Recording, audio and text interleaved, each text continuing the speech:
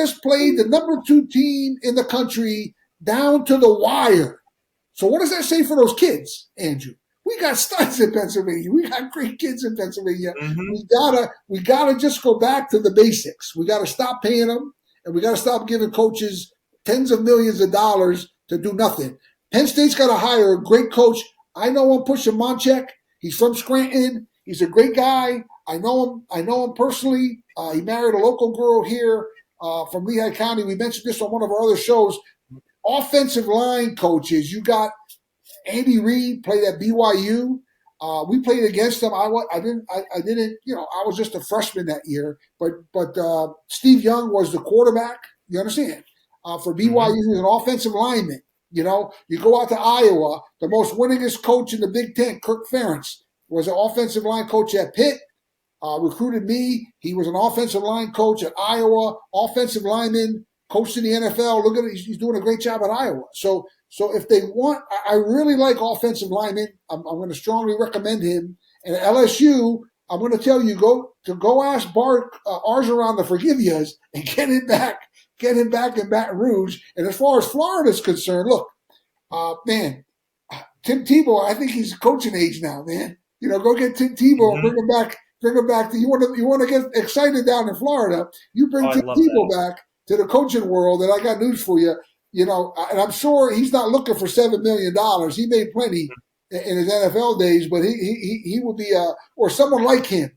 Get your alumni back coaching. You understand? Get the people back that care about your university, not about the almighty dollar. Get the kids in your state that care about the university and are brought up thinking, oh, Penn State, oh, Pitt, LSU, oh, Florida. Man, I'm gonna fight. I want to be a Florida Gator. I want to be an LSU Tiger. I want to be a Penn State Nittany Lion, and I want to be a Pitt. You know, but I would tell you, all those Panthers, they're not roaring right now. And the LSU Tiger Mike, he ain't roaring much either because of the presidents and the athletic directors that are doing a bad job. So I would tell you, Andrew, it's so important that the alumni get out there and voice your opinions and stop giving them money and stop watching the garbage. And more importantly, get with your congressmen and senators. Andrew and I, they're watching our show. I think they are. They tell me they are, but they're not doing anything, and they're so right now with all the chaos that's going on.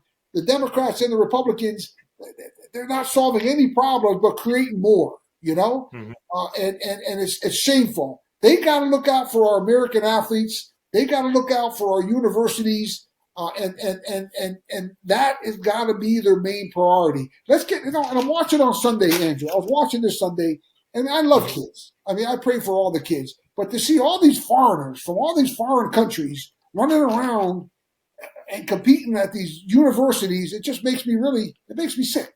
It really upsets me because I know in this state of Pennsylvania, the greatest state overall for athletics, we have so many studs.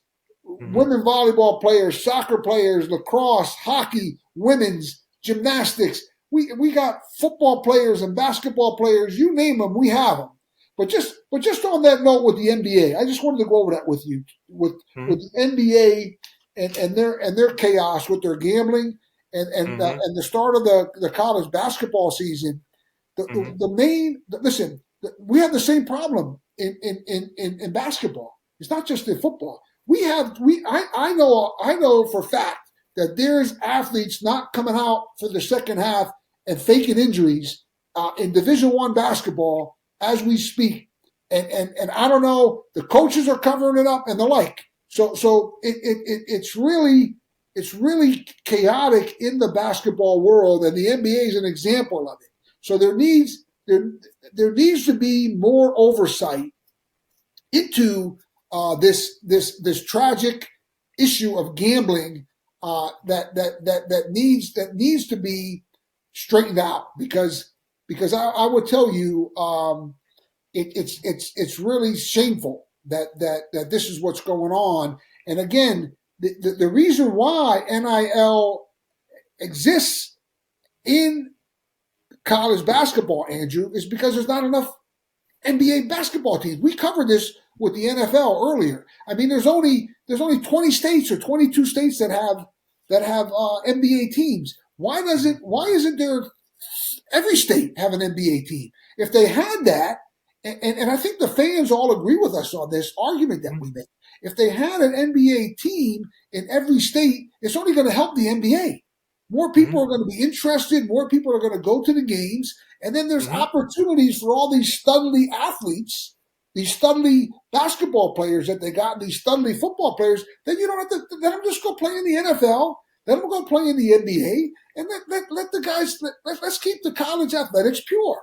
Do you understand? So in my opinion, I think the NFL and the NBA are very, very much, their greed is to blame for the NIL, in my opinion. You understand?